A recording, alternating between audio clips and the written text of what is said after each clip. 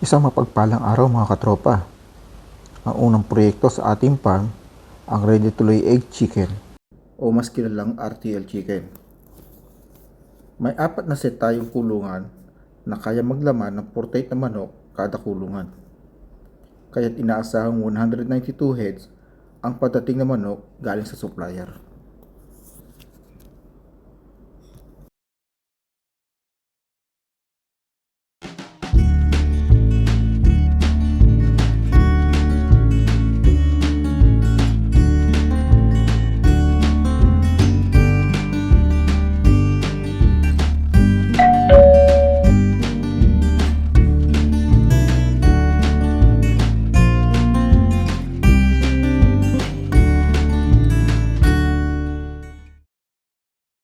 Sir, hindi makapasok yung truck. Hakutin na lang nila ng mano-mano. Nandito na din si Tita Nora. Dumating na nga ang ating mga RTL at sa di inaasahang pangyayari, ang delivery truck na dumating ay masyadong malaki kaya mahirapan pumasok sa loob ng farm. Kaya naman mano-mano nila inilipat ang mga manok mula sa delivery truck punta sa bago nilang kulungan. Ang kulungan natin may taas na 5.5 feet, haba na 7 feet at lapad na 4.5 feet. Ang ating housing ay may sukat naman na 16 feet na lapad at 20 feet na haba. Pagdating ng mga RTA, hindi muna sila pinapatuka ng ilang oras at kung dumating sila ng hapon o gabi, mas mainam na kinabukasan na sila patukain upang iwas na rin sa anumang sakit tulad ng hindi pagkatunaw ng kanilang pinuka.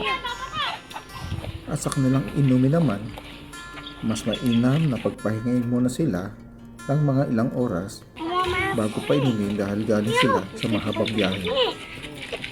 Mas mainam haluan ang kanilang inumin ng may anti-stress o dextrose upang makatulong na mawala ang stress nila.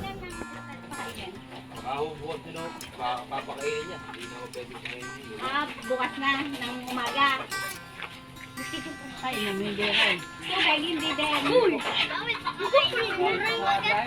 Okay. Dapat siguro ko pa kayo. So, bukas na lang ng umaga. Ano naman? Siyempre naman pwede.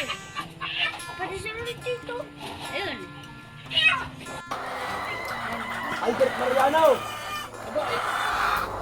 Kinaumagahan, inyong maririnig ang mga ingay ng RTL. Ito ay tanda na sila ay mga gutom na.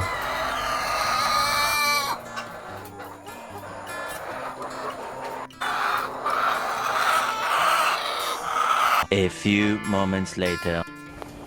Makalipas na mabigyan sila ng mga patuka, makikita tumahimik sila na tanda na nag-enjoy sila sa patukang binigay sa kanila na grower speed.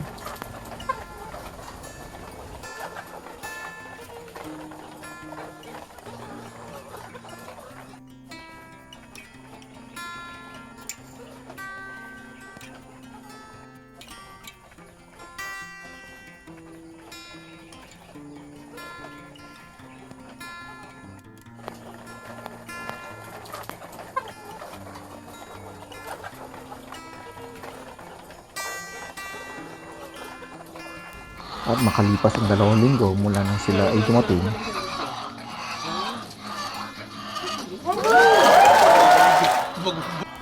ito ang simula ng pangingitlog nila araw-araw. Tunay na masaya, nakakawala ng stress ang pamumulot ng itlog. Hindi lang ito pinagkakakitaan, ito ay biyayang makakatulong magbigay ng sariwang itlog sa mga katropa.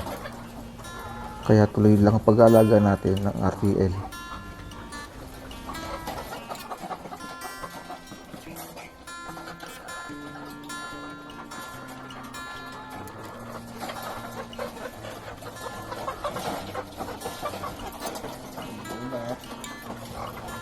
Ang inyong katropang foreman ay enjoy na enjoy sa pamumulot ng mga itlog habang kinikilala siya ng mga RTL.